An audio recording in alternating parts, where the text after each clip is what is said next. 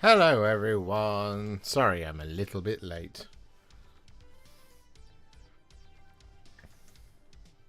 We had some minor issues involving the late arrival of my dinner due to a kerfuffle at the end of the road, and that's kind of it really. But hey, we're live. We made it. Only 17 minutes late. So how is everybody?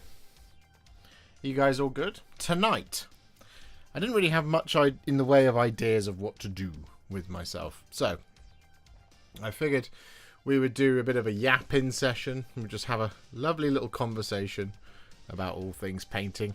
So, should you have any questions, or any just general Warhammer questions and that kind of thing, feel free to ask them away tonight. We will be sort of doing a bit of a Q&A type thing. And at the same time, I will also try and do some other work as well. So I've got some basing to do. I didn't want to do another basing stream in the title. I tricked you. I've got a bit of basing to do.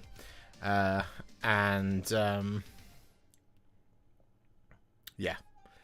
All good stuff. So yeah, we're live. And we're good to go. We are good to go. So, what have you guys been up to? I can tell you something that I did manage. I see Ricky Drinks Paint in the chat. I finished a model. I finished 3 models. Technically 4. Way. Gandalf the White. On Shadowfax. And Pippin! Hooray! We did it. Took us a long time, but we finally got there and we did it. So yeah, they're done. So there's some of the bases that I'm going to finish in the background today. And of course, I still haven't done the Tormentor Bombard, so I'm going to do that as well. But yeah, otherwise, we're just going to hang out. Hit the like button on the stream. That would be really, really, really kind of you if you could do that. Because it's the free way to support me. Of course, if you wish to support in financial ways, you can. You can super chat the channel with a big question tonight, or a statement, or a compliment, or an insult, whichever you prefer. And of course, you can consider becoming a member of the channel, or gifting some memberships to the channel. Those are all options should you wish to financially support the channel. And actually what I need to do is, for the models painted thing, I'm going to ask your advice here, chat. Do we think that Gandalf the White on horse, plus Gandalf the White on foot, and Pippin on the horse, do we think that's 3 or 4 models? Because I think it's 3. Because technically he is just one whole model with an optional Pippin. That's the thing. Do you know about this hype thing on YouTube? I am aware of hype. I don't know if you can hype a stream, but you can hype videos now. That is another thing. 3 models, 3 models. Yeah. Alright. We'll go with 397. Boom. There we go. We are up to 397. From the point of finishing this. 6 in it. Oh, I wish it was 6. Then I would be able to say, hooray, we've done 400 models. 400 models, that's a big achievement. Only another 100 to go. I mean, I am only 103 away from doing what I initially set out to do this year, so we could potentially slow down. I mean, we won't, but we could.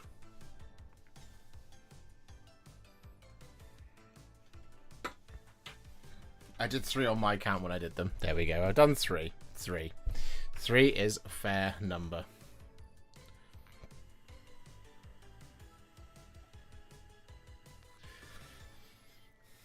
A Warhipster is never late. He arrives exactly when he means to. That is correct, Edward. That is what we do. So yeah, for those of you who don't know, on YouTube videos now, you can any of the most recent uploads. If I just quickly go into YouTube on the mobile as well, it's the only way I know how to do it. But if you go into onto a YouTube channel that you like, appreciate, and adore, you know, mine, for example, what you can do is you can go underneath the title. There is a little button that says hype, and if you use that button to hype up one of my most recent videos, it will apparently help me. You see? So I'll show you.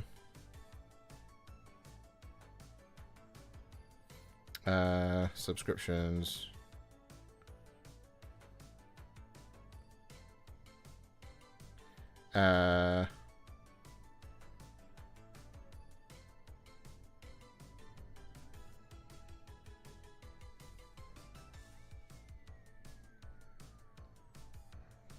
Okay, so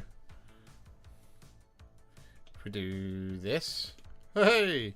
So if we go to one of my most recent videos, being the Hellsmiths of Hashut Dominator engine video, we get an advert, of course, for the UK's fastest broadband speeds have landed.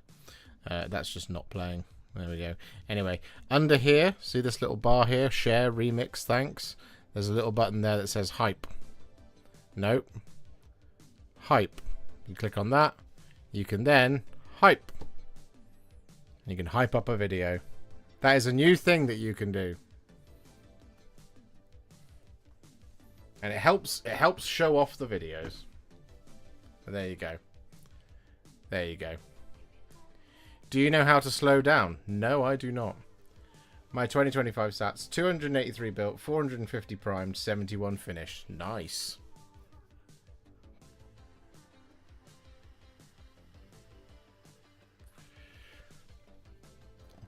But yeah. So I'm gonna start basing. That's what I'm gonna do. So we must bombard your videos. I mean, yeah. I mean, bombard my videos. Like, hype them, like them. You know, that's all the really useful stuff.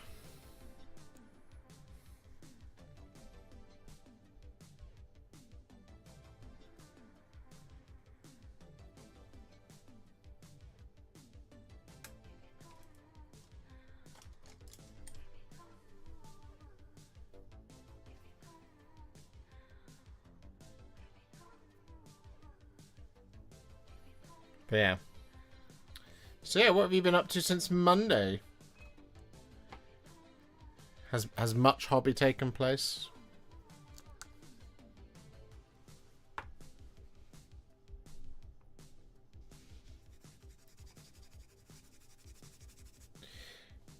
Will we have a Contrast Plus of the new Rohan heroes? You will, but you just won't have it on Saturday because I don't have them. So you'll have to wait, unfortunately, and then it will basically be a race to see who gets them done first, myself or yourselves.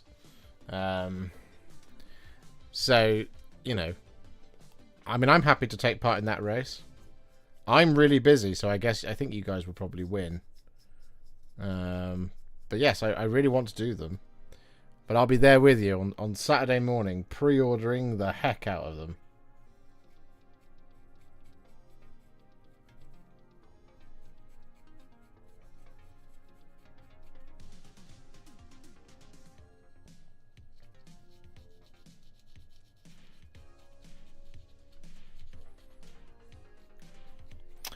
What are you working on today? Well, I'm going to be doing some basing, but really today we're going to be doing, it's a Q&A. So you can ask me anything you want. And I will answer within reason. This is what I'll be doing. How was the Hellsmiths to paint? They were very, very fun. the Hellsmiths. It took a little bit of a little bit lateral thinking on my part to get them to the right colours, because there's some really interesting colour work going on the box art version of them. Because for example, like the purple on them, it's not purple, it's burgundy, but it's highlighted with pink rather than more of a sort of purple or a red. So there's a little bit of a sort of... That was one of those ones where occasionally I just, luck out and get it right. And I was like, okay, cool. So obviously, naturally, we've gone for... And you haven't seen it yet because the Tormentor Bombard doesn't have any of the purple. But it was... it's an interesting one with them. So Sigmar Burgundy highlighted with Emperor's Children is the dead giveaway. But the bigger victory on my part, I think, was the painting of the sort of heavy bronze armor. Because naturally, the instinct of mine was to use Warp Block Bronze, but Warp Block Bronze just was not the right colour. And so what I didn't want to do was I didn't want to start with Warp Block Bronze and then have to relayer it with something else and then shade it back and then this, that and the other. And so I was like, let's just try this, shall we? Castellax Bronze, shaded with some Sigor Brown. And what do you know? We got the right colour. And then on occasion, if it's needed, like on the Dominator engine, we used a little bit of Berserker Bloodshade, but for the Infernal Cohort, we didn't do that. So Infernal Cohort are really simple to put together and paint, which is really cool. Apparently you can only hype 3 times per week, but what if you're an everyday kind of person? Well, that's, I don't know, because there's also like a small creator benefit is what it says in it. So I don't know if I can hype more.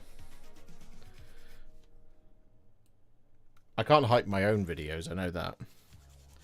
As soon as I saw it, I was like, oh, I'll go and try this, and it just went, no, not allowed.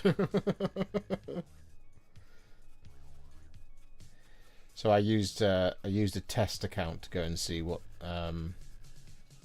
it's a test account that I made when they told me that YouTube doesn't do gifted memberships from mobile phones. And I was like, okay, cool. So I use that now whenever... For example, whenever I make a change to the home page or something, or just to check that the actual live is available, I have a test account that I use to just go and check that everything's in order. So I was like, I'll go and test this out, and then I just did it once, and I was like, oh, okay, cool. Hype. And then it was like, number 100 on the leaderboard has 90,000 hype points. I was like, great, never reaching that. See ya.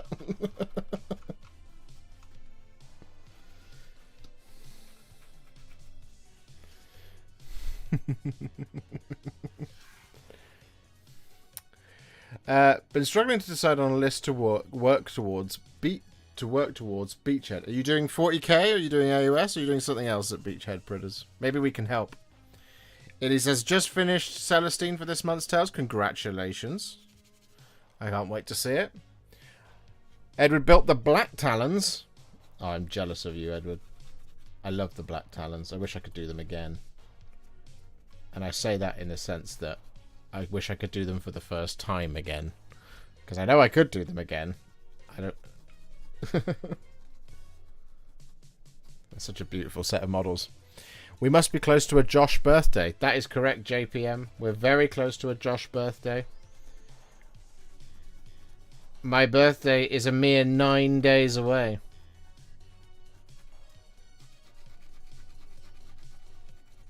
I will be leveling up level 35 next Friday. A week on Friday.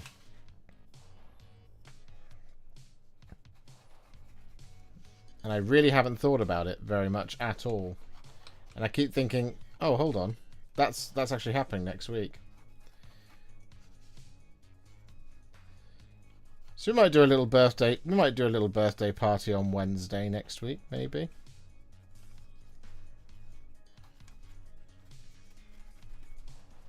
Little early birthday party. Just a little early birthday party.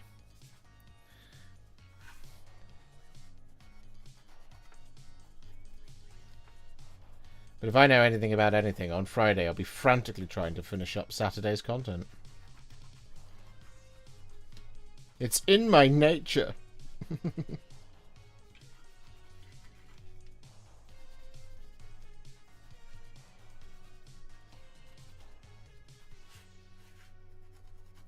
Cool. Tyrant Skull, dry brush, applied. Crushed it.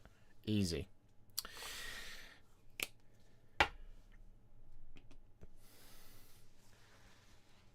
All the best people are born in September. Couldn't agree more. 40k Wolves. Chris says, all good. Most recovered from COVID round 4. Oh, good. Good. I like to hear that.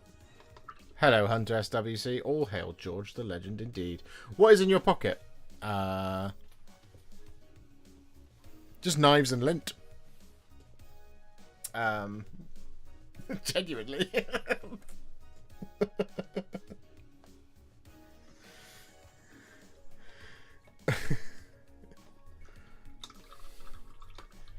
Will you get the new MESBG book and will you paint the different provinces of Rohan? Well, that's a really good question, Thomas. I don't know what they look like, so I can't say yes or no at the moment. And I hope to get the new book. Yes, I will be ordering that on Saturday morning, I'm sure. Will you get the new MESBG? Oh yeah, we read that. Have you seen any of the Packers so far, Josh? Things are looking good. I have, yeah. Watched the first game, and then I watched the highlights the second. It's looking all right. It's not bad. Not bad. Not bad start. Long way to go though. It's the beginning of the season. Tale of two halves, etc., etc. Plans to paint the Shugangan Lord? Yes. Chat be advised that Mr. Josh, aka the Warhipster's birthday, is on September 26th. There you go.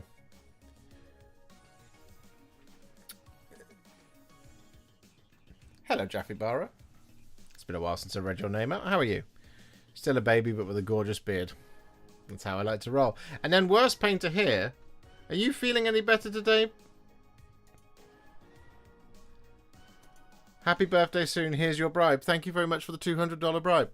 I don't know what you're bribing me for, but I'm assuming it's for MESBG content.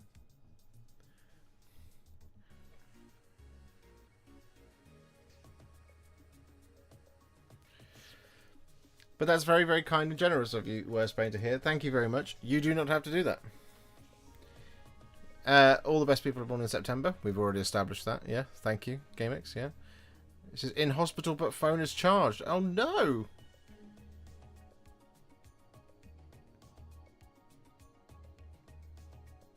Is everything okay? Well, clearly not. You're in hospital.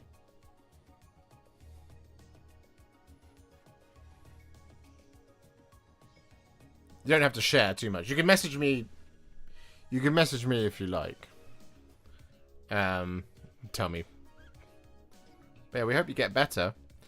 Just about to start painting the Black Talons and the Wildercore Hunters. You're about to have the best time ever, Chris. What's on the birthday wish list? I don't know. A nicer time for everybody else in the world right now. That would be ideal. Have 1k done. Want a Redeemer in there. Plan on making 3 custom TWC. The CP gets quite a few points, which is nice. Just trying to maximize points to pounds and effort ratio. TWC. Thunderwolf Cavalry. I got there. I got there. I got there.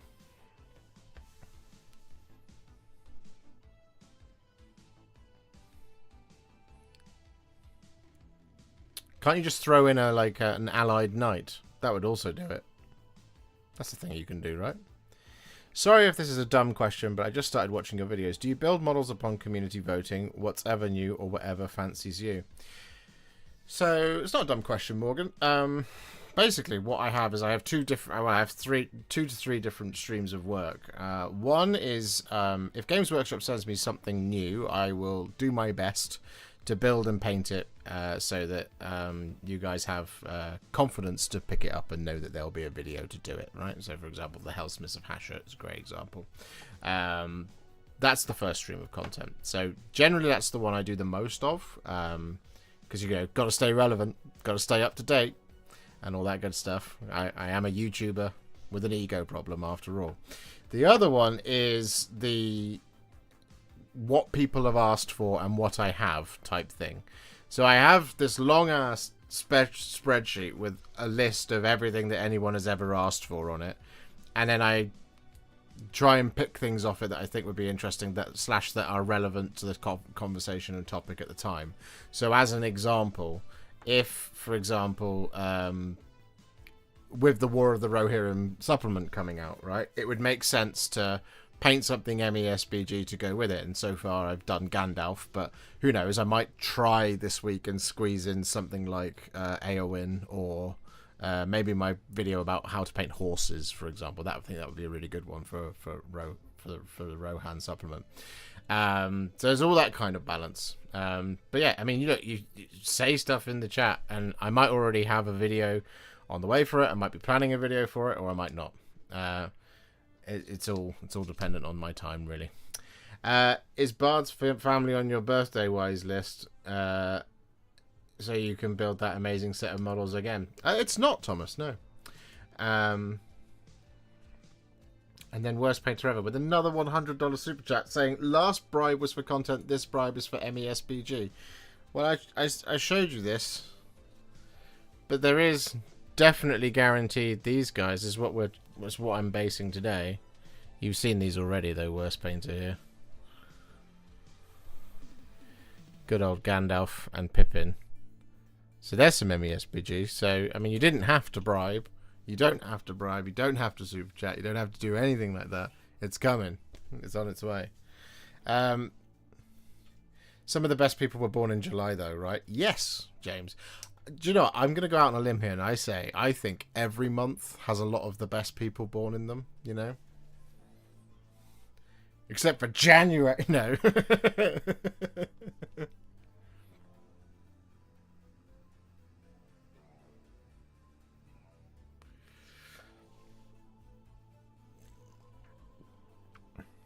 Clearly not. I'm in hospital. Yeah, no, I'm sorry, man. Well, you know where I am if you want to talk about it. You're a very generous person. But you should look after yourself. Especially if you're in hospital, buddy. We want you to be well. Give the people what they want. Yes. Great birthday present for Josh. Paint the worst models Games Workshop has ever made. Maybe. Maybe we'll do it. Maybe we'll do that next week. I don't know. It will make me sad. And you guys like to make me sad. So, at least you guys will be happier. So, if anything, my wish that everybody has a nicer time will work. So, yeah, maybe we will do that. I've just finished the model that took my painted Space Marines to over 1,500 points. Only took 4 years. Congratulations, Snowy. That's good work. Well done.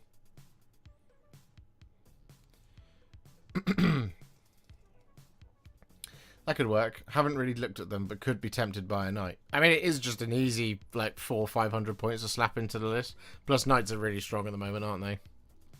Everyone will hate you for it, but you're going to Beachhead's competitive event.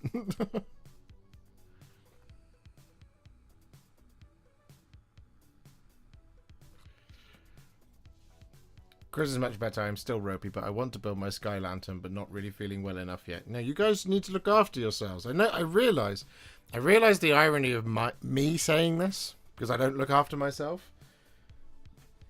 But you guys really do. This is my job. We need tiny dry green, maybe dry green, tiny light green, tiny beige, tiny dry, tiny dry. Tiny dark moss, mixed green 6mm, violet flowers, white flowers. Don't need any of them. We do need the burned grass though for the big cannon. I want to get some long retail hooks for my new office so I can hang these on them. Or just something to a better storage system than just having them lying just up here on a shelf. That would be nice. What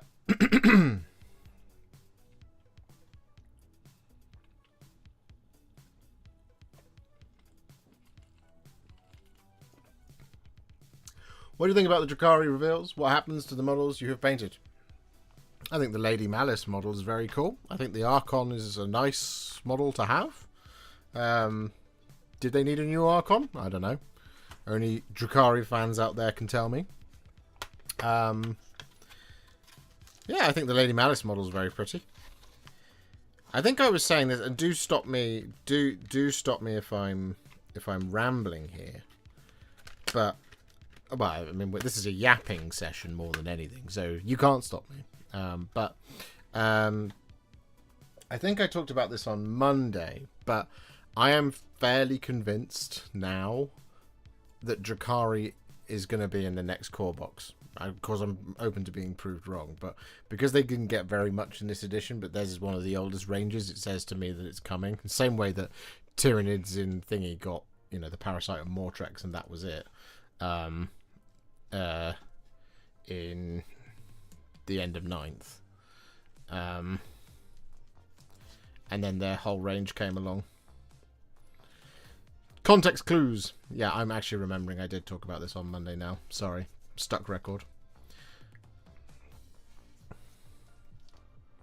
Ah! It's very warm in my office right now. I'm not quite sure why it's as warm as it is, but it is. I should crack the window, really, but it's very cold outside. I'll let them...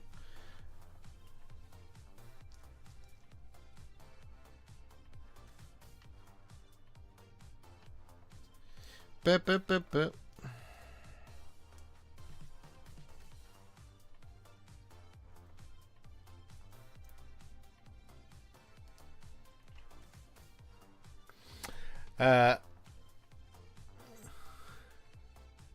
Have you seen the channel named Matt's Hobby Hour? The man discovered a whole lot of new contrast techniques. I'm not sure I have discovered Matt's Hobby Hour. Are the videos an hour long, and is the man's name Matt?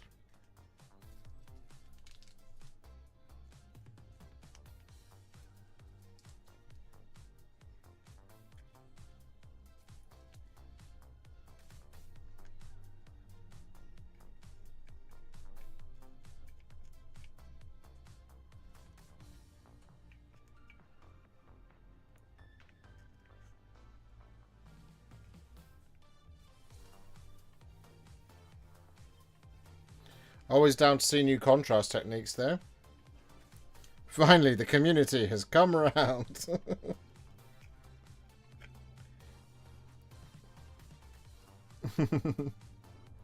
That would be funny.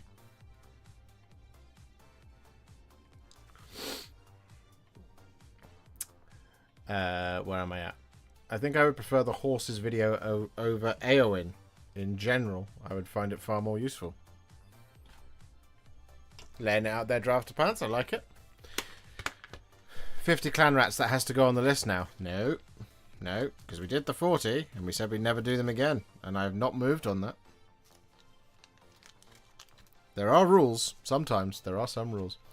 Good evening, the High Lord Cash. Except April 20th, 1889. Terrible day for births. Was it? Worst models GW ever made? You mean the Mirkwood Armadilles? They're not quite the worst models. They might be the worst quality models that Games Workshop made, but they're not the worst designed. Justice for Bard's Family with a £2 super chat says, I support this idea. Of course you do. You're seeking justice for Bard's Family. Because of course. And then, Worst Painter with another $100 super chat. Seriously, buddy, you need to get yourself well and stop it. Pretty sure Mirkwood Armadilles are worse than Bard's Family, because at least they should be cool. Bard's kids are annoying, so their models are on point. It's not that the models are annoying, they're just bad models. Is there a possibility that you have a made Titan delivered by your birthday Warlord painting stream? No, not yet. Phil, Pete's working on it. Not Phil. Pete's working on it. I'm sure it will get here eventually.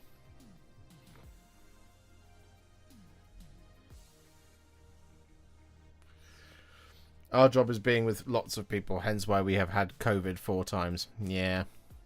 I'm sorry. Did you like Calgar and the others? Hello, Reza. Are you okay? I think we didn't need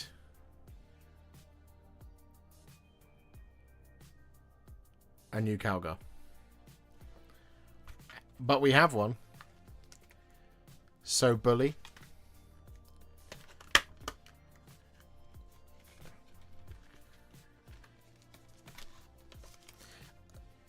as I often say with all of these redesigned models, there's nothing wrong with the models themselves. The models themselves look great.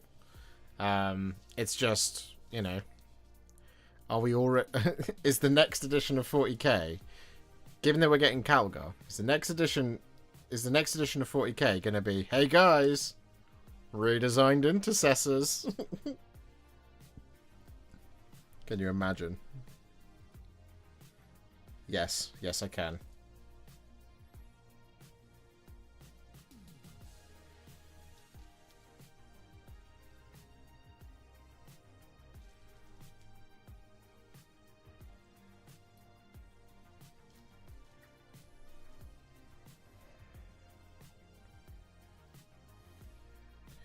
But it is a return to... I mean, look, I can go really deep down the rabbit hole with Calgar. I feel like... I mean, I've been thinking about this a lot recently, right? I feel like they never intended to bring back Terminators.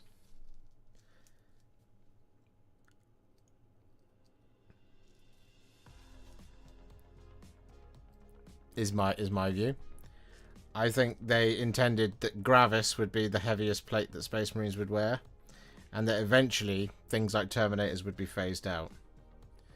And then they came out with all these Gravis characters, like Calgar, who is in Gravis armor, and Torgaradon,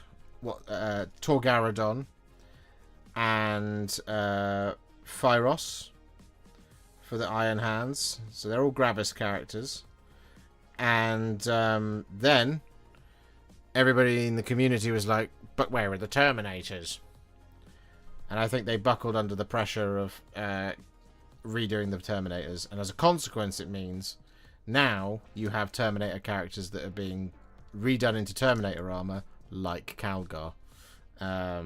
So that he gets a new model because he was in Terminator armor, so he should return in Terminator armor. That's why Darnath Lysander, for example, exists, and so on and so forth.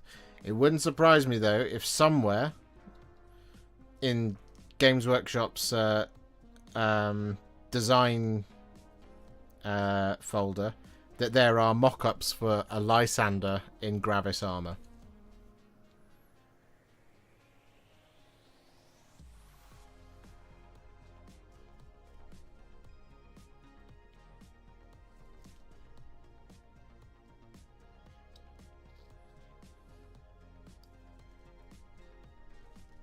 Would be what I would think.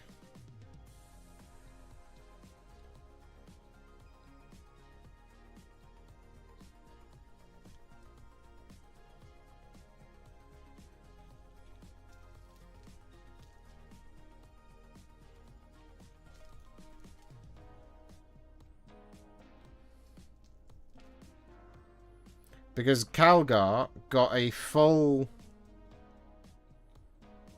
promo video. Do you remember it?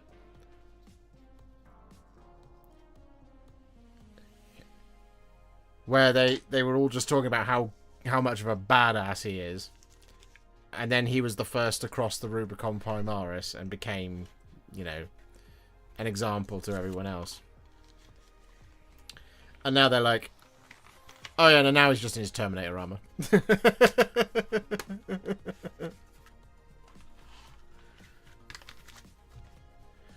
Anyway. Apparently it's now 5. 5 times you've had COVID.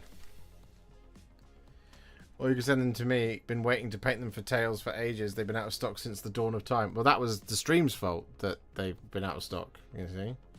Did somebody say that old Perturabo was back in stock? Was that a thing that I saw? Games Workshop. Perturabo, where are the...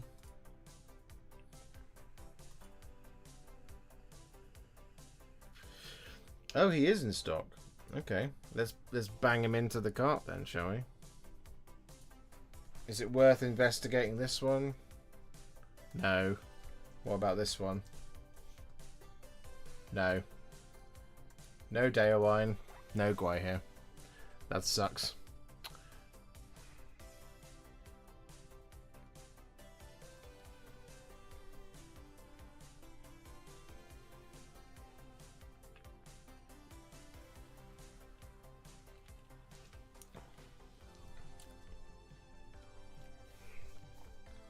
You were convinced new Riders of Rohan would come out too, but here we all are unhappy. I hope that they do. It seems strange that they didn't, but you know, it's Games Workshop. They do whatever they want. So Josh, how do you feel about Blood Angels having the best Marines range refresh? I know Joe is over the moon. Is that what people say? That they had the best Marines refresh? Because they did not. They had the worst one.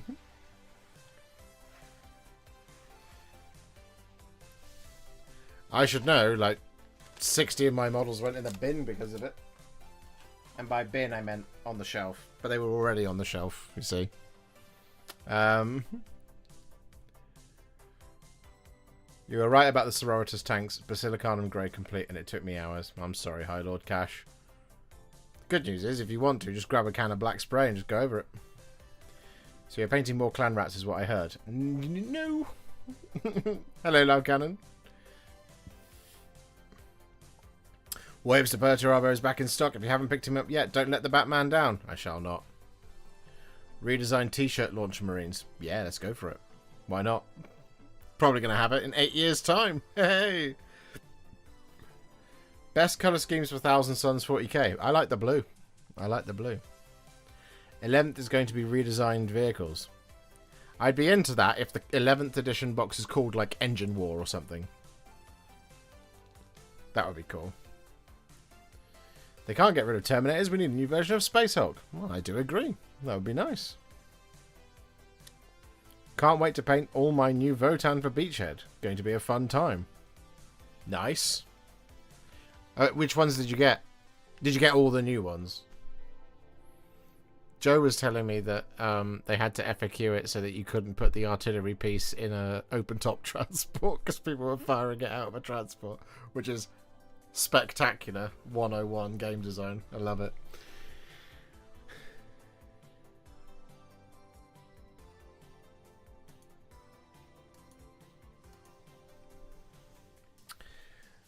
I won't clutter chat. My request for videos are Votan vehicles in box art colours. Your old ones, Wave 1 models, were in your green-yellow scheme. My request is for Capricus and a Hecaton in box art. Alright, well, I'll put them on the list.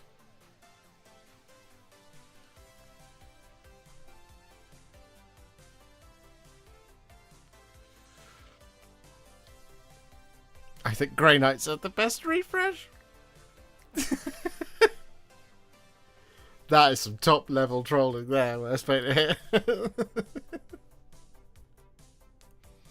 Absolutely 10 out of 10. Couldn't agree more.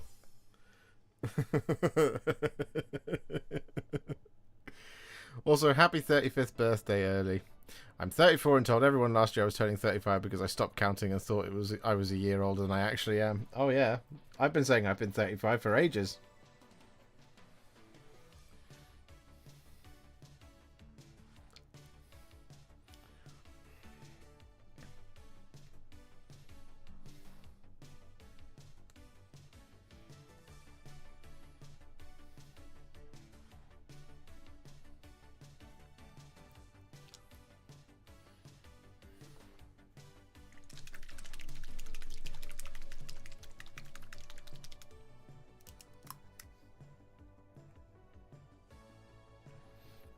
If Gwahir is still out of stock by the end of October, it will be 1 year of being temporarily out of stock. Really, Ricky Drinks Paints?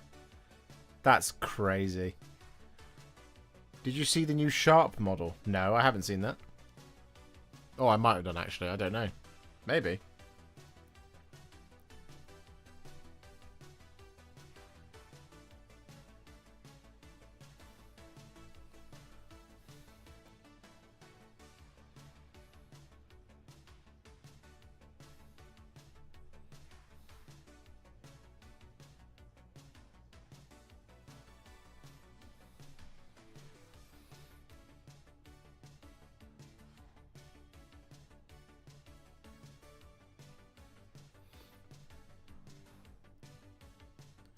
Well, I may be turning 35 in 9 days' time. However,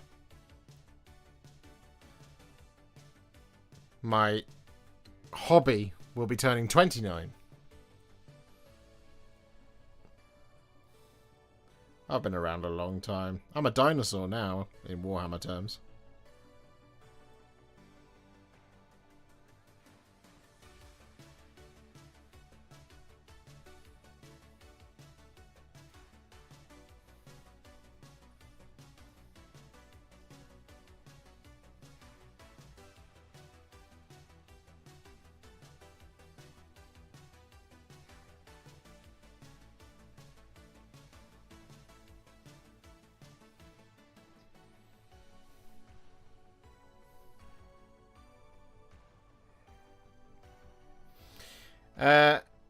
Lick that like button, says Captain Manrings. Couldn't agree more. Grey Knight's refresh is the refresh all Space Marine players deserve. I'm going to make a campaign to stop refreshing things. Go back to Innovation Games Workshop. Bring me new models. I can show you the analytics of my channel.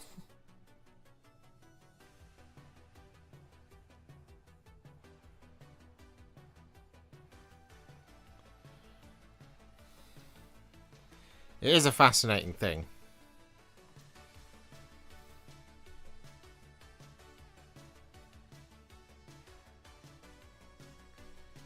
Best performing video of the last couple of months was Ethon Shan of the Raven Guard.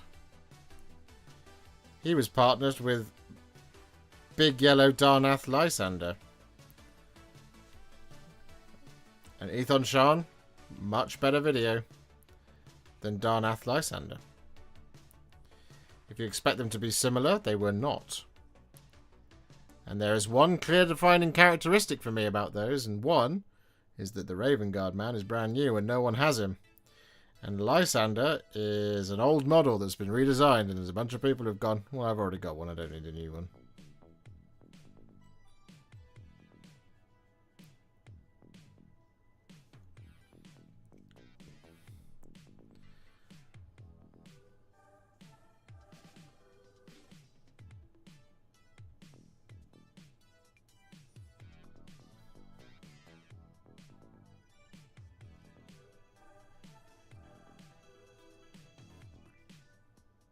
As but one example.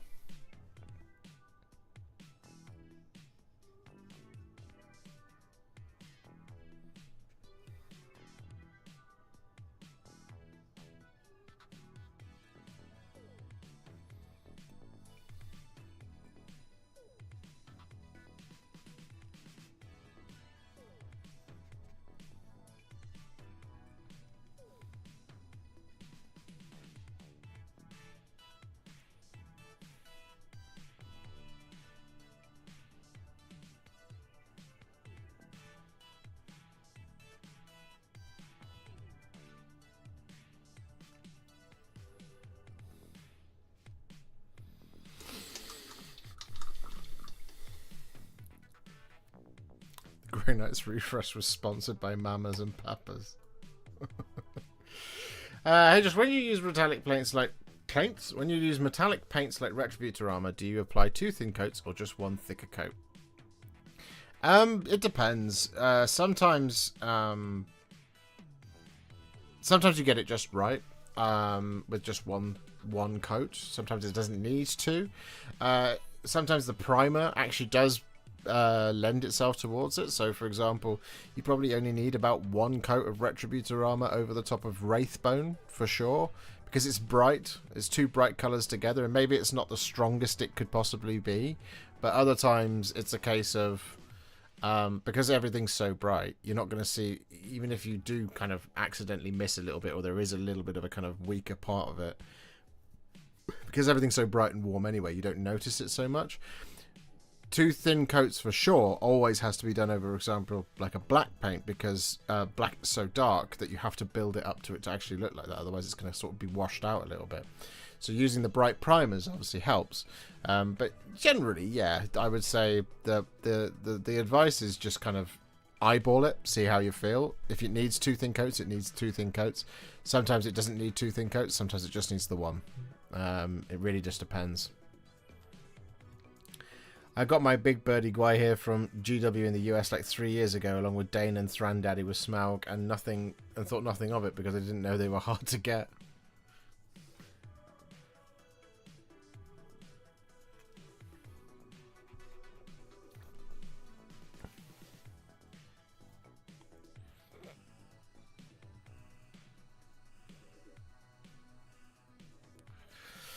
When you do your no refresh campaign, can you also ask they make new models for existing factions rather than just adding new factions? Yeah, no, that's my point. That is my point. That you can add new characters to existing factions. You can add new units to existing factions, and it's exciting and it adds something new to a range of models. That's the thing I really enjoy, because you can't predict it, right? Because you can say like, "Hey guys, what do you think Drakari should be?" And if they go, "What if you're going to redesign the Drakari? What would it be?" And I think most people would say, "Carbolites, Rax, Grotesque, I don't know." Blah, blah, blah. Yeah, and you go through the list, and then inevitably when it does happen, it's like, "Oh yeah, look, there they all are." Do you know what I mean? Whereas if you say, "Hey, come up with a new unit for the Space Marines," who knows what that is? That's why I love Age of Sigmar, because you can't really predict it ever. It's just like, huh? Now you could say like for Hellsmith of Hasher, you could be like, well, they'll have cannons and they'll have dwarves with spears or axes or swords or whatever. Yeah, okay, cool. Oh, and they'll have the cavalry, who I've forgotten the name of. But then they go, oh yeah, but also here's a demon smith riding a giant mechanical bull, automaton bull with wings, and you go, right, cool, I'm in. You can only have so many models in an army without sunsetting others, though. At some point, the range gets too bloated and new players don't know what to get. I do agree with that, Yamel Langmar. I do agree with that. And that's where, like, you can... Well, here's my question. Here's my question I would put to you. What's an acceptable amount of time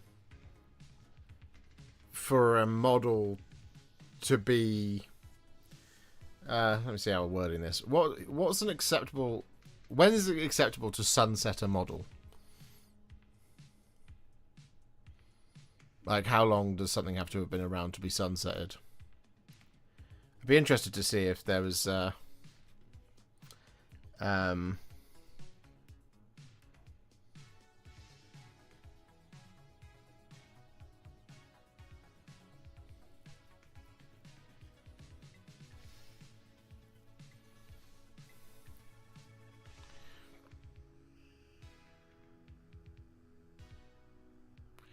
And also, would you be happy if you knew what the formula for figuring that out is? Because let me tell you, there has been some serious inconsistency in the last couple of years. The best one I will give you as an example is Commissar Yarrick. Commissar Yarrick was sunsetted in 9th edition. He was removed from the Codex, and the justification given was that Commissar Yarrick is now allegedly dead in the setting, so he's gone, he's removed, and the short answer is they removed selling the model as well, but it's gone from the setting. Okay, but if death is the qualifier for a model to be removed, Captain Tycho was killed in 3rd edition, and Captain Tycho was in the Blood Angels 10th edition index cards.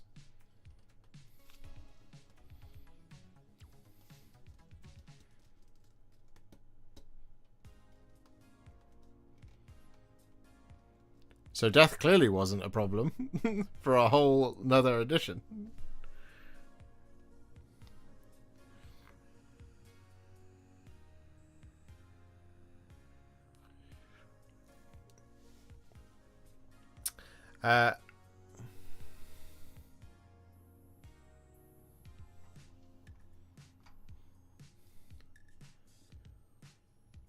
What's the crack on people using 3D printed MESBG models? Yay or nay? That's an interesting one. Whilst I would never do it myself, I don't see why. I can understand why people would do it themselves. Because some of the old MESBG models are very, very old, and they definitely show it.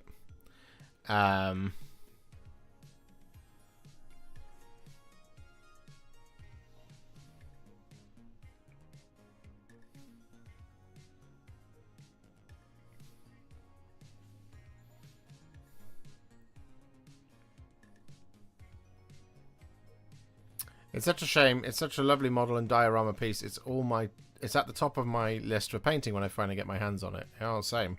I really want to do that model. It looks great.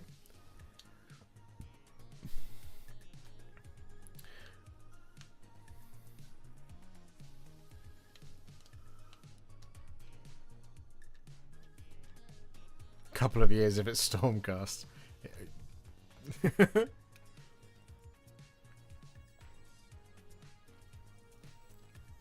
Took 9 years for the Retributors and the Prosecutors to get redone.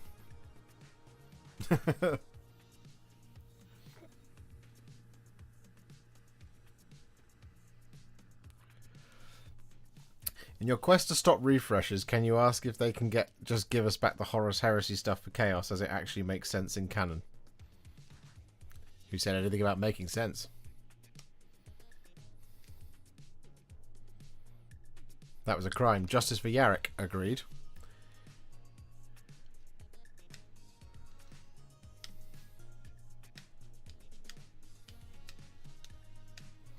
Tom Ayres, thank you very much for becoming a member. That is very kind of you.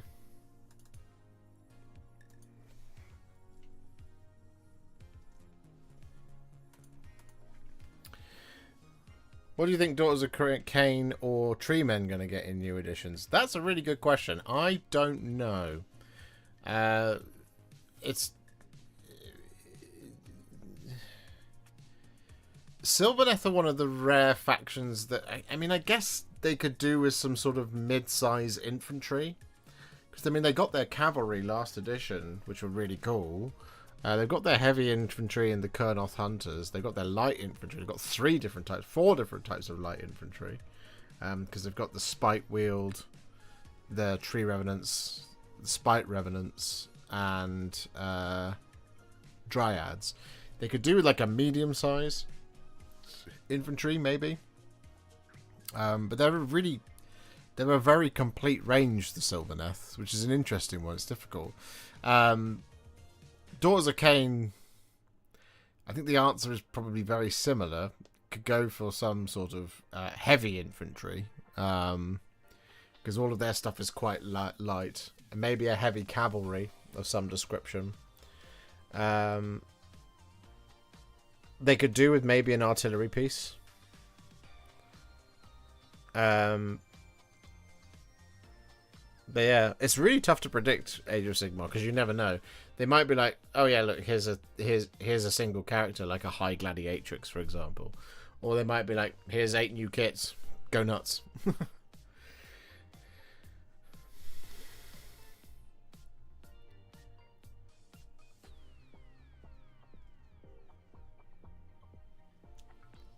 Hello, Lucy 3000. You can easily justify the game as playing an early battle when dead characters were still alive. Ah, there you go, you Melangwell. So I agree, you can do that. So why did the Yarrick go, but Thingy stayed?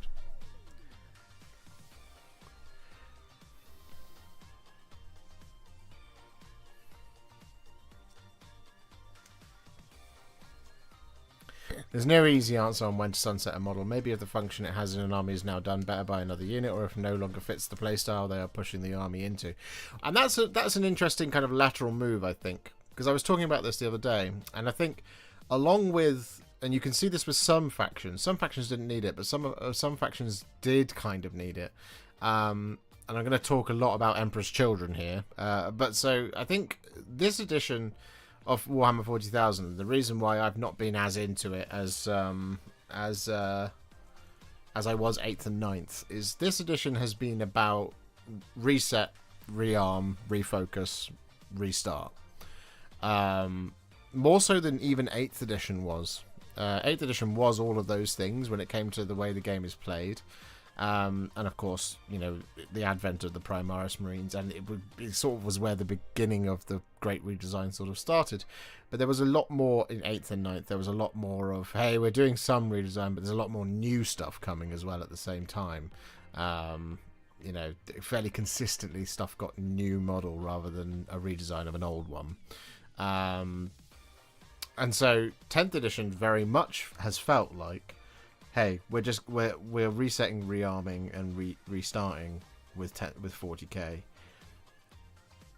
in this edition, and so that's definitely played out in the way that the models have been chosen to be redesigned and released.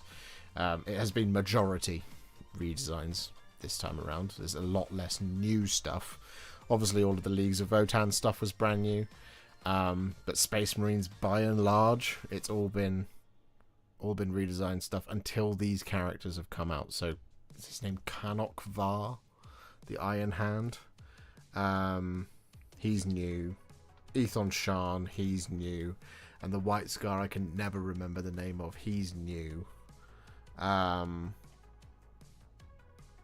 by and large, a lot of it has been redesigned. Infernus Marines, granted, I will grant you, are brand new. But none of the rest of it is. Not so.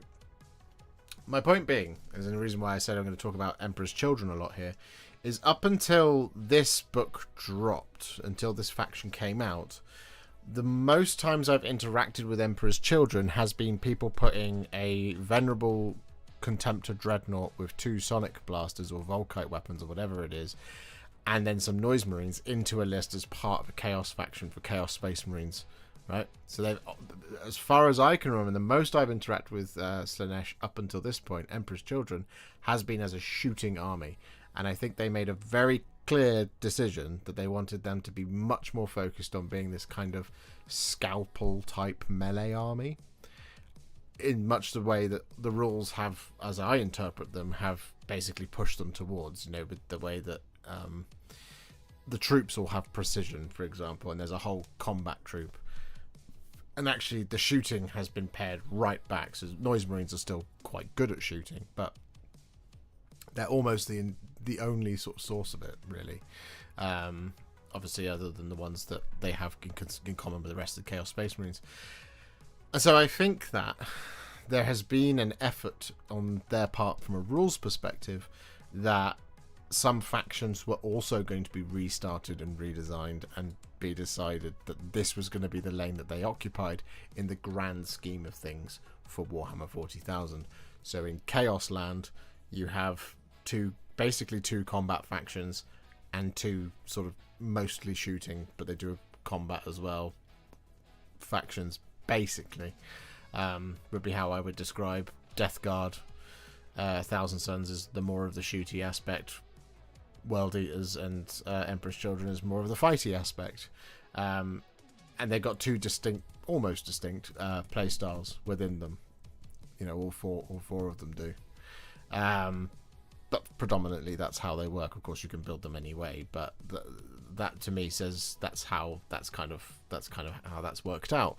And I feel like that's kind of happened more and more in various different places when books have come out and they've kind of felt a bit like, this may feel somewhat lackluster in terms of the units that I was using before, because it clearly wants to push me down a path to do something a slightly different way.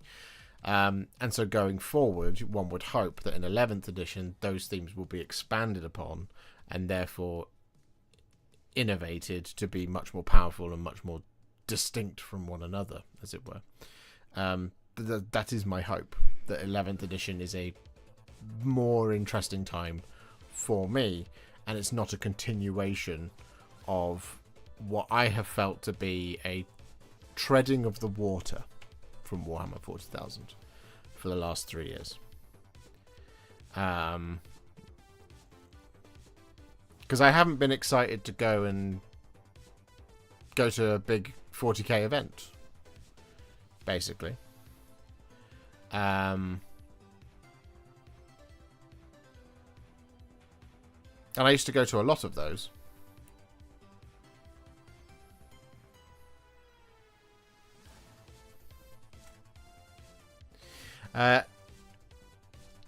Long overdue. I'm in it for the long haul, love. Oh, that's very kind of you, Tom. Thank you.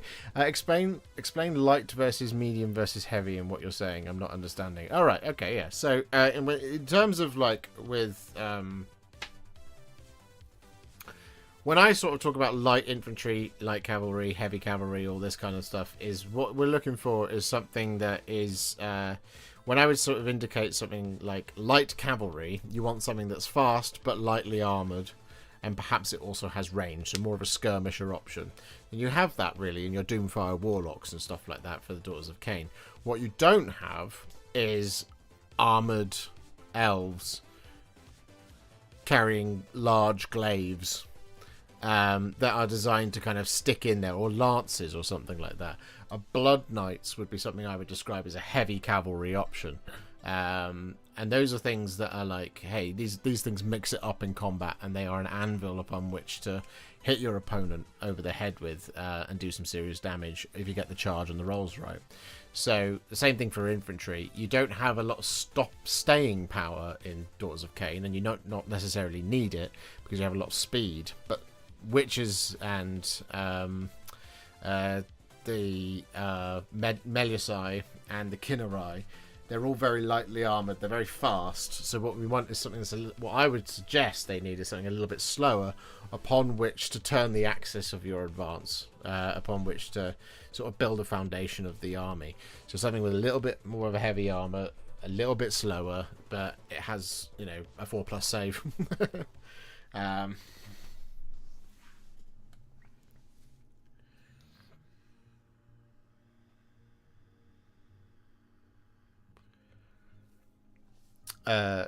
Do you think we'll ever see a true Lost in the Damned army in 40k, i.e. mutant models and cultists as a combined force? That is a great question, Ed. What I would love, more than anything, is that for the 11th edition box, to not have Drakari in it, and for it to have Chaos in it, because Chaos deserves to be in a core box. It's been 2 editions now, since they last were in a core box. Because Death Guard naturally were 8th edition, then it was Necrons, now it's Tyranids. It would be really wonderful for it to be Chaos. However, the Chaos Space Marines range is quite large, and also the vast majority of it has already been redesigned. The only thing remaining is Warp Talons, which we know are coming in a Kill Team box because it's been leaked, and Bikes. So, if a core box for Warhammer 40,000 had Chaos Space Marines in it to deliver Bikes, that would be a little bit lame. So what I would love to see is exactly what you're asking for, a Lost and the Damned type faction, which is all the mortals of Chaos, in much the same way that we had the beginnings of with the in Age of Sigmar, where we had the Dark Oath tribe, Dark Oath, yeah. Dark Oath? The Dark Oath. Let's just call them the Dark Oath. So the Dark Oath represents something that's interesting, right? It's the idea of, you know, not everything... Chaos... The nature of Chaos is that it's not, you know... It's not... In Age of Sigmar, the nature of Chaos isn't that if you fall to Chaos, you are just bad. It is, if you fall to Chaos, what was the reason anyway? Some seek power, and those people are bad in the eyes of Order.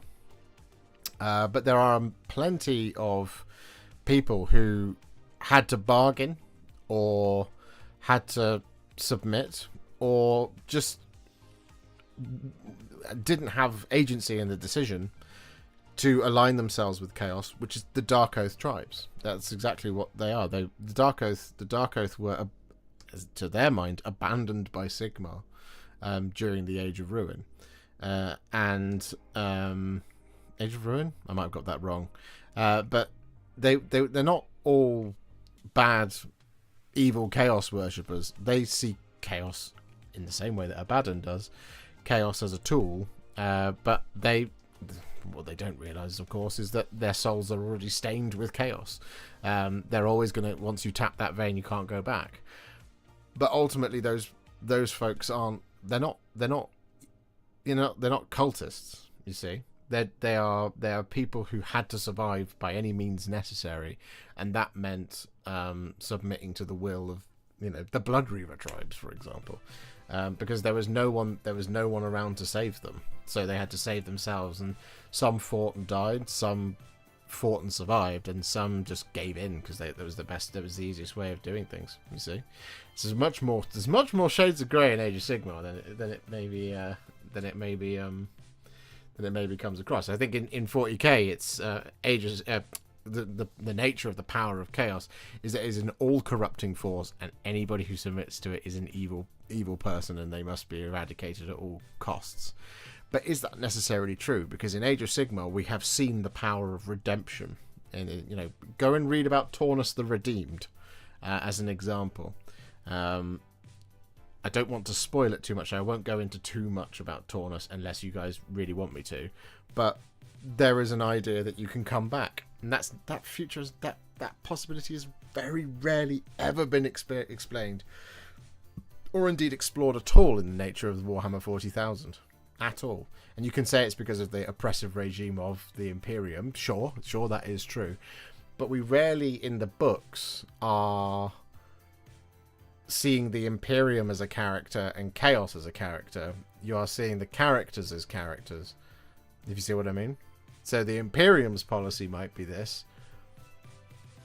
but what's the policy of Sergeant Angelo Blonde Hair?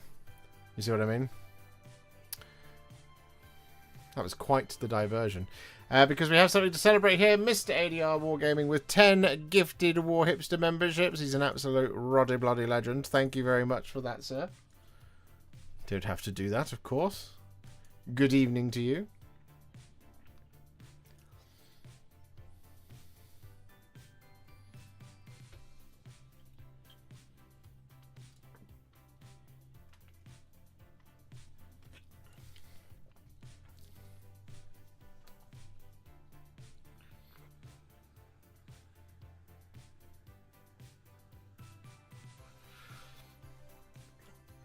Could we go with Chaos Mortals versus Drukhari?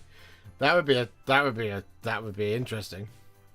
What is the best dwarf faction in Sigmar in your opinion? I love my Squatty Boys, and I've seen a couple of really cool factions in Fantasy.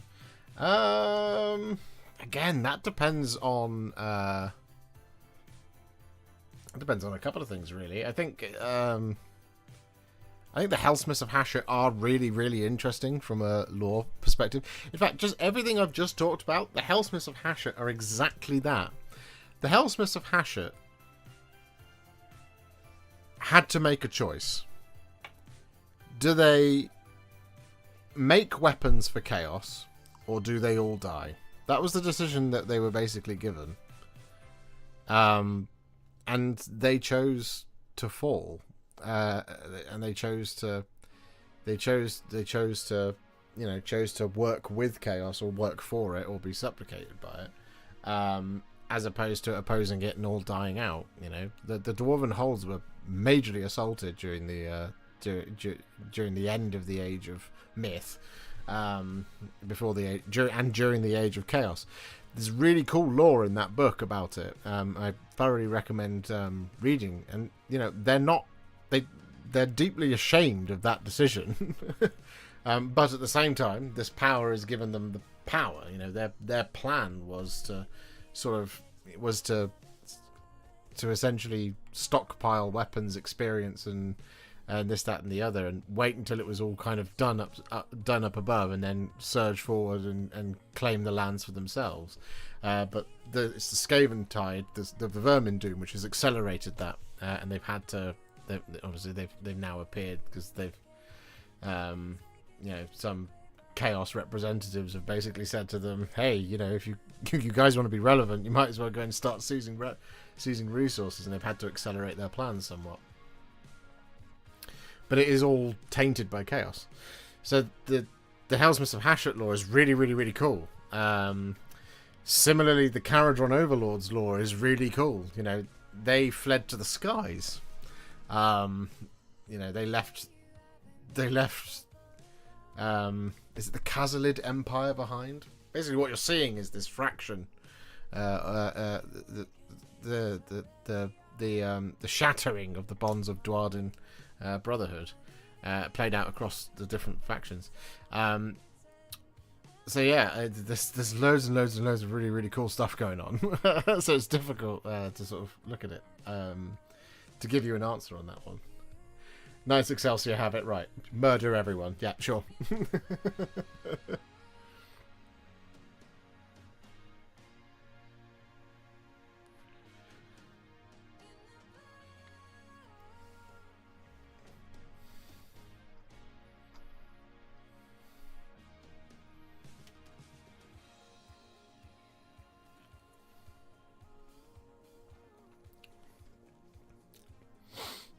So yeah, there's just lots of really, really cool stuff. I think, honestly, like I think there's a lot of space in Warhammer to tell really interesting and really in-depth stories, and really make things very 3 or 4 dimensional. And I think in Warhammer 40,000 you have so much potential and so much cool things that you could possibly be doing. That are just insane and crazy, and then confronting the nature of the universe and this, that, and the other. And I feel like they've only scratched the surface of doing that. And 10th edition has been really safe, really safe. We're coming out of the end of a whole year of going back to the Pariah Nexus, which is what happened at the end of 9th edition. The story hasn't advanced anywhere. There's a whole launch trailer about how the Tyranids are the big threat. Are they? Doesn't look like it at the moment. Because they sunsetted... they tried to sunset Deathwatch. So yeah, it's like the most exciting time in Warhammer that I've ever had was the Cicatrix Maledictum, the Fracture of Baal Tan, the Fall of Cadia, the Rise of the Primarch, the Plague Wars, the Indomitus Crusade, all of it so exciting, so cool. Everything's moving forward, and then it's kind of gone. It's stumbled a little bit, and so, but when it's not, when it's driving forward, it's just so exciting.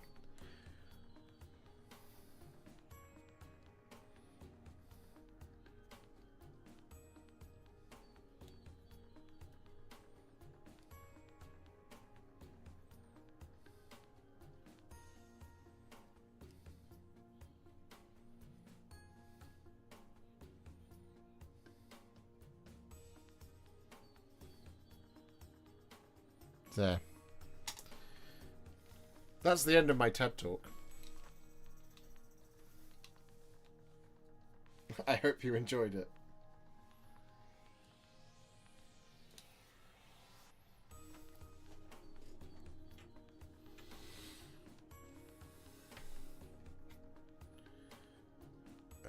That could do with a second go round.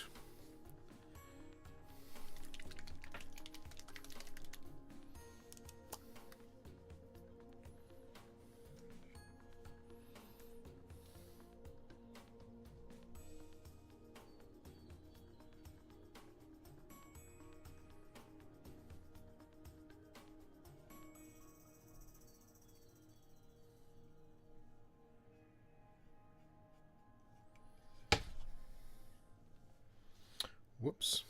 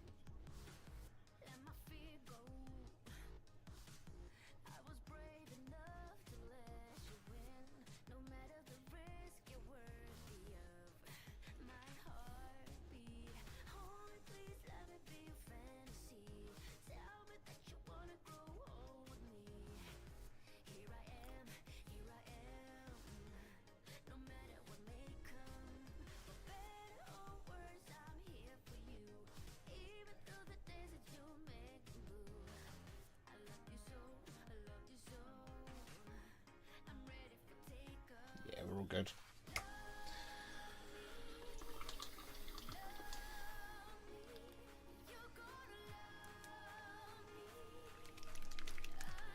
They write themselves into a corner often. How do you deal with the Tyranids when in lore they are so strong it's just a matter of time before they eat everything? Yeah.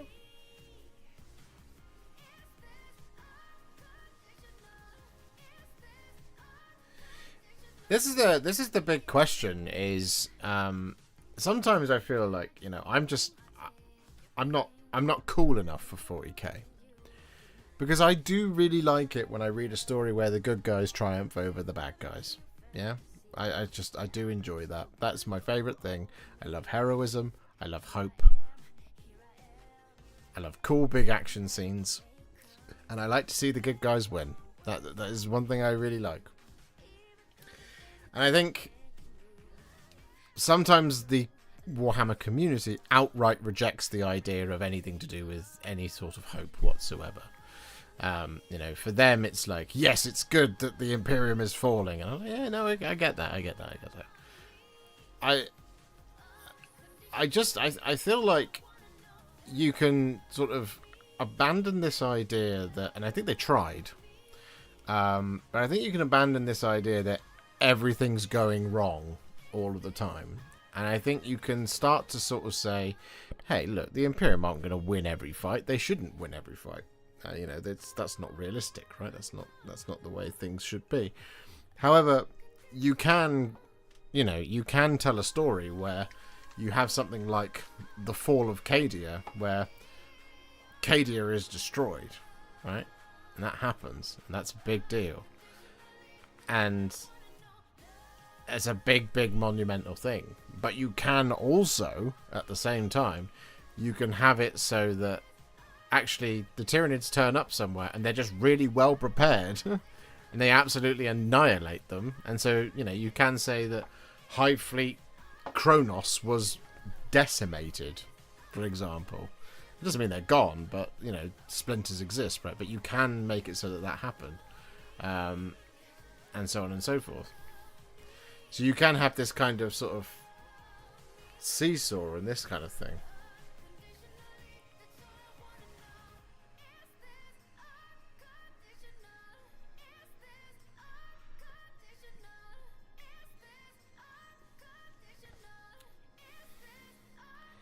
People tend to hate it, but I'd love it if they added just a dash of true hope in the setting and not just a feel of awaiting the end. Yes! Yes, Yamil Akbar!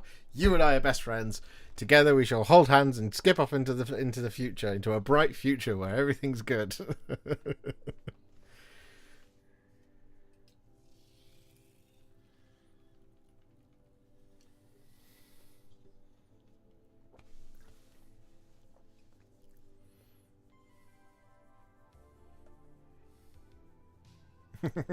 I'll just go then. No, come on.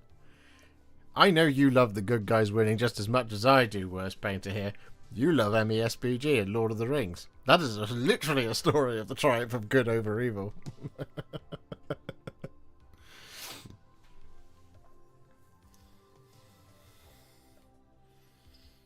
It is funny. It's funny, like, within... I think Age of Sigmar does a much better job of this than 40k does. But there is a thing of...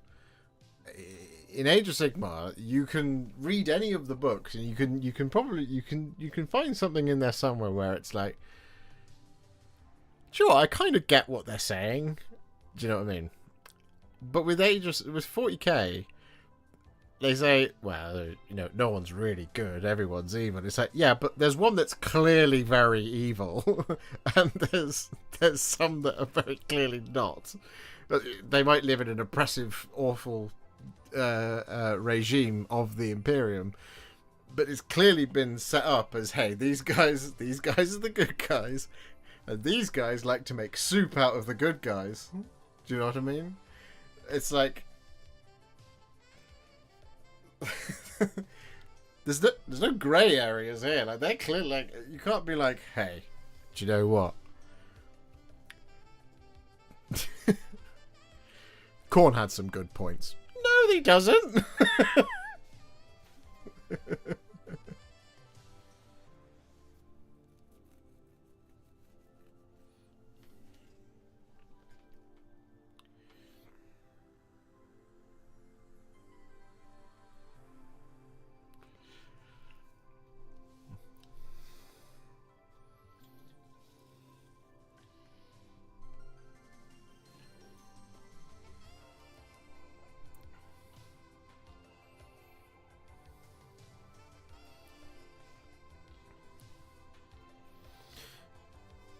Daughters of Cain are bad good guys. Daughters of Cain being an order faction has always been weird to me. Ah, well, here's a knowledge bomb for you.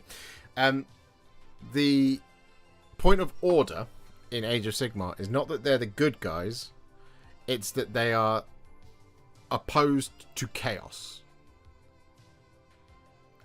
That's what order is, right? Because the Idoneth Deepkin, they're not good. They're not good guys either. They're very, very bad. But they will set aside their ambitions. Well, they will set aside their natures to oppose chaos in all its forms. So that's ultimately what it means. So Daughters of Cain, yeah, I mean they're not great. I mean, not all of them. They're not all bad, as has been made clear with like the introduction of Cthulhu the Croneseer and stuff like this. Marathi's just as selfish as she's ever been. You know, she caused a lot of grief for everybody by seizing power in Anvilgard and ascending herself to the status of ascended god, because she wasn't before. She was still just a mortal soul that had been rescued from the belly of Slaanesh, but she took that power, and as a consequence of that, it caused the bindings on Slaanesh to weaken just enough that Sinessa and Dexessa, the twin souls, were released and are now out there causing havoc, trying to lead Slaanesh, the followers of Slaanesh, with some purpose towards where Slaanesh is bound. Was before they were just like, Slaanesh has just gone missing. Don't know about that, but now there's a bit more of a, wow, hang on, I think something bad has gone on here. Our patron is held prisoner. We must find them. You see what I mean? So yeah, all kinds of not bad things happened as a consequence of Marathi's decision. But that's the way she's always been. She's yeah, because she's an opportunist. She's an opportunist more so than anything. But what she isn't is a pawn of chaos.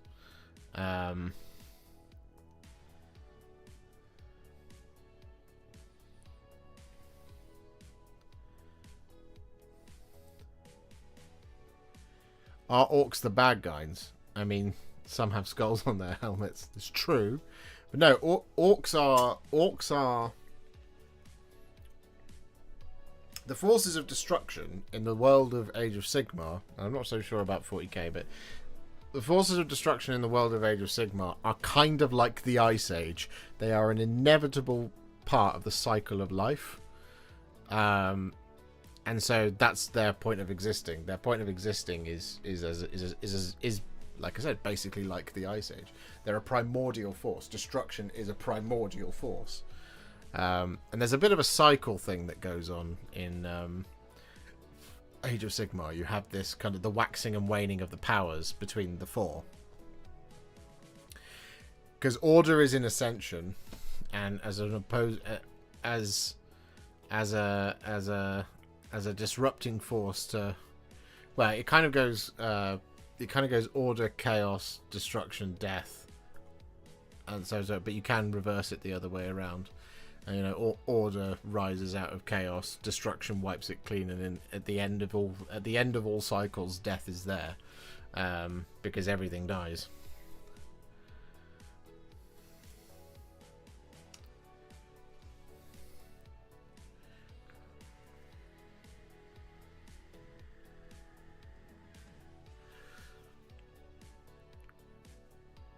What colours would you use for the blue on the shadow of Rudawa?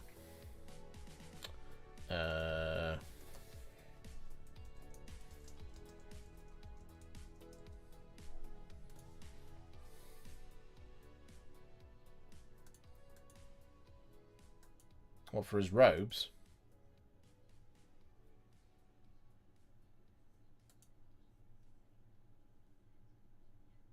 I would probably do what I did for the robes of Kado Ezekiel and the Blades of the Hollow King. Is that what that set's called?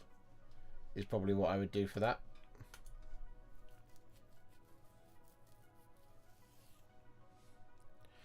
Lumineth Realm Lords are pretty bad good guys. Lumineth Realm Lords aren't very nice either. Very, very, very, very, very arrogant. You know, Teclis is exactly the same. He is a very, very, very arrogant person who believes only he has the solution to the problems of the mortal realms.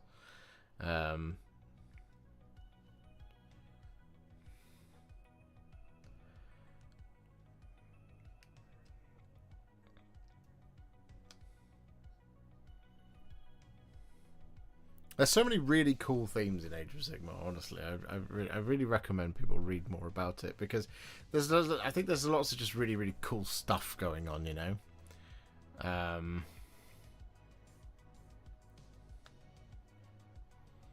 You know. Like, my favorite thing, so like with Nagash is the god of death, and death is inevitable, which means death is unchanging and death is unyielding. It is the end of all things, right? As a consequence, it means Nagash never changes. Nagash is always scheming for more power. Nagash is always trying to he's up to some scheme that will inevitably cause everybody a lot of grief. But because Nagash is so set in his ways, because he is inevitable, he is unchanging, and he is unyielding, it means Nagash never accounts for the Skaven. And the Skaven are the ones that always disrupt Nagash's plans. Every single time. It's always the Skaven that stop him. Because he's predictable, and he is always... and the fact that the Skaven are the ones that always disrupt Nagash's plans is also inevitable, because he inevitably doesn't plan for them, because he's unchangeable. He doesn't adapt, because he is a fact. So these things are facts about him. So no matter what he does, the Skaven are always going to be the ones that stop Nagash from doing whatever it is Nagash is up to. And they're just doing it because they're Skaven. Often it's by accident. The Skaven just fall through a gnaw hole and like, hey, what's going on in here? Everything's green. I don't know. Bite it. Do you know what I mean? It's just, that's just how they roll. It's just one of my favourite things about that whole theme.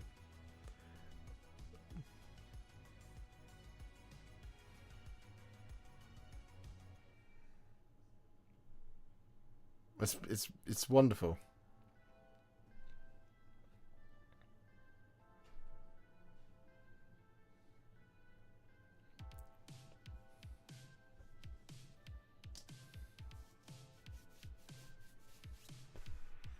It's fun.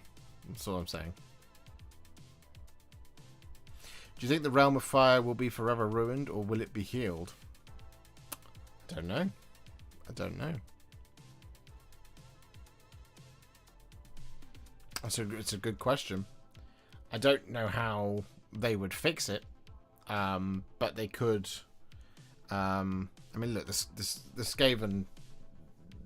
The Skaven are often the victims of their own folly, because of all the infighting, and none of them can agree, and their ambitions outweigh their stomachs, and this, that, and the other. So I could see the end of this edition being literally the Skaven sort of accident, just the Skaven just muck it up for themselves, and inevitably, you know, maybe whatever the big city that has sort of emerged out there, the Vermindune, that they end up accidentally blowing up the Vermindune themselves, and therefore you're just replaced with a gigantic lake of fire.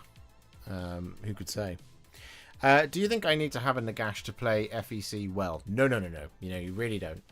Really, no. Nagash, I don't think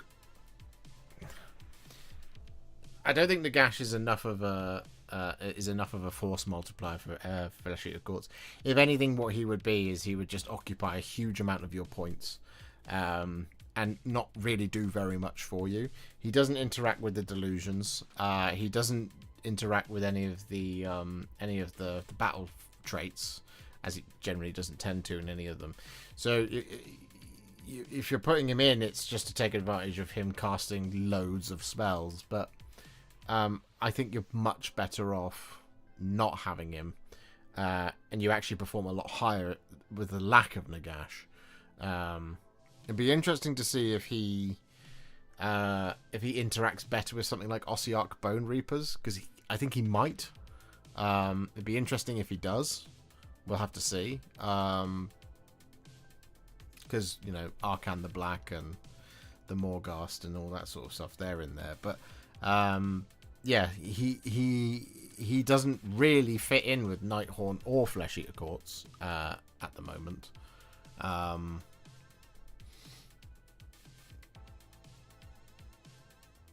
He doesn't really fit with Soulblight Gravelords either. He doesn't really help matters. Just sort of more hinders them.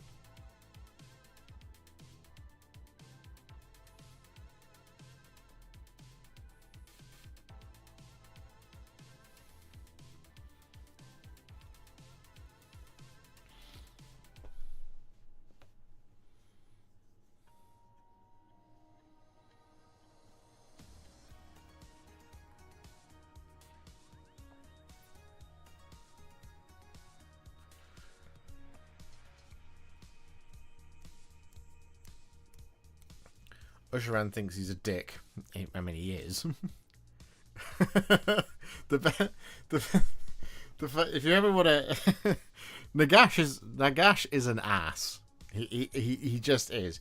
The best thing I would ever recommend, if you want to read more about Nagash just being, just a prat, read about the Nighthorn. The Nighthorn, the way the Nighthorn exists the way the Nighthorn exists because of the way Nagash decides to torture them in their afterlife. So it's stuff like, you know, if you were a bookkeeper in your life, Nagash is like, guess what, you're a scriptor mortis now. And it's like, but that sucks. I don't want to be a scriptor mortis. So he's just like, nah, I'm a vindictive, petty asshole. And it'll be because some bookkeeper offended him.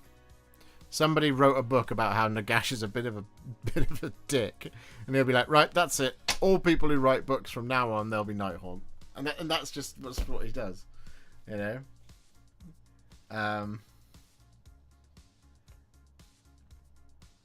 He's not good people.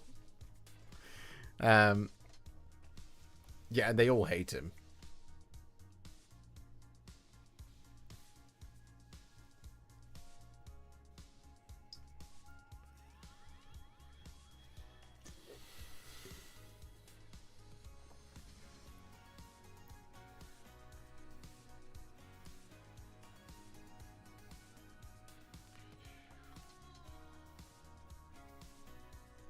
Fairly sure even Arcan hates Nagash. I know he does, but Nagash has such a soft spot for Arcan.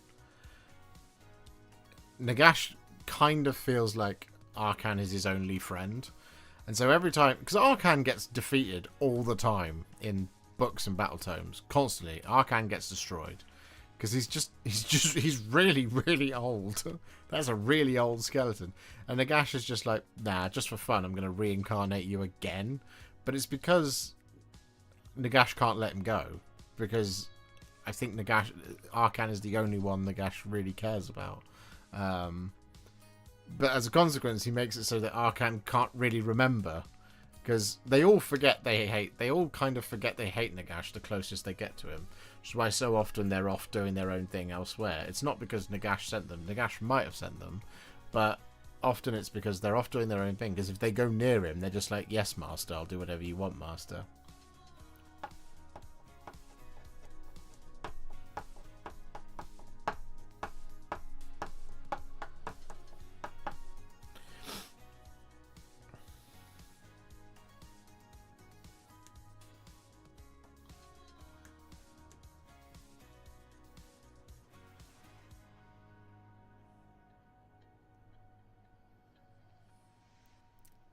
Do you think we will see Hornby-type link-up with the Cities of Sigmar trainers in Great Wars of Fastness? I mean, I'm into it. I'd be up for it. What about Kragnos for Ironjaws? Do I need him? I'm fleshing out my needs list for my armies, and I'm at this point of, do I need these big blokes? That's a good question. Kragnos No. Not really. Because Iron Jaws have Gordrak on Maw Crusher, and then Mega Bosses on Maw Crushers as well. So they have big hitters, and what Kragnos really is just a big hitter. There is more space for Kragnos in something like Gloomspite Gits, if you just need a really big beat stick. But Iron Jaws have it. There's an argument to be made that Kragnos works quite well in Cruel Boys, because they don't really have a big hitter other than the Maya Brute Troggoth, really. And Gobsprak isn't a big hitter, but he's a big shaman, so he casts more spells than others. But there's an argument to be made for him in Cruel Boys and Gloomspite. Less so in Iron Jaws, because Iron Jaws have got Gordrak on Maw Crusher and the Warbot Mega Boss on Maw Crusher, which are just massive beat sticks, and they're very, very good. But the thing is they interact with the army regiment rules, whereas Kragnos doesn't.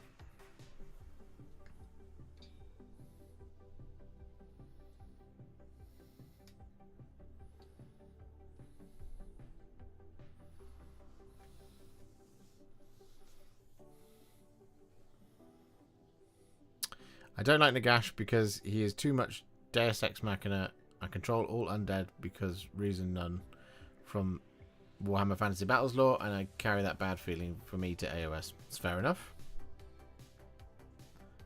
Now, what would you add as a new destruction faction? We've got classic fantasy baddies with goblins, orcs, ogres, and gargants. I'd like a full elemental army, the land itself rebelling against order. Whoa! Oh! That's a really good idea. That would be an excellent army to put in. The embodiment of earthquakes. I mean, Kragnos. He's the god of earthquakes. At the end of empires. Here's an avatar of destruction. An earthquake is destruction. Yeah, no, I would be into that. An elemental destruction army. That would be sick. That would be really cool to see. That would be dope. I mean, I would go for something like maybe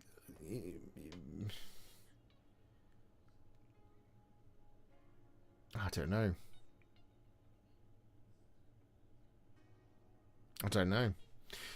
It would be cool to see something like Kragnos's people, you know, who Kragnos went and murdered all the Draconists for. But they were all eradicated. But, you know, nothing's ever truly dead. Something like that. I don't know. It's tough.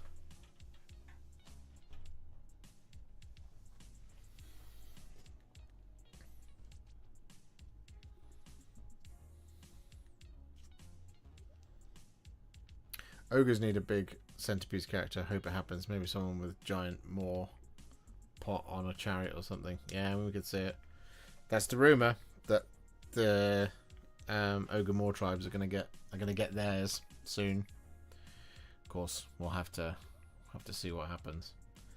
But yeah. Anyway, ladies and gentlemen, it is now 10:30, which means it is time for us to conclude tonight's festivities. So I hope you enjoyed this one. And I hope you're looking forward to more content. There's plenty of it on the way. Tomorrow and Friday in particular, there will be Contrast Plus How to Paint, Hellsmiths of Hashut, Infernal Cohort, and the War Despot. And then on the weekend we will have Contrast Plus How to Paint the Tormentor Bombard, because it is now finished. Gandalf the White, that's a video that's on the way.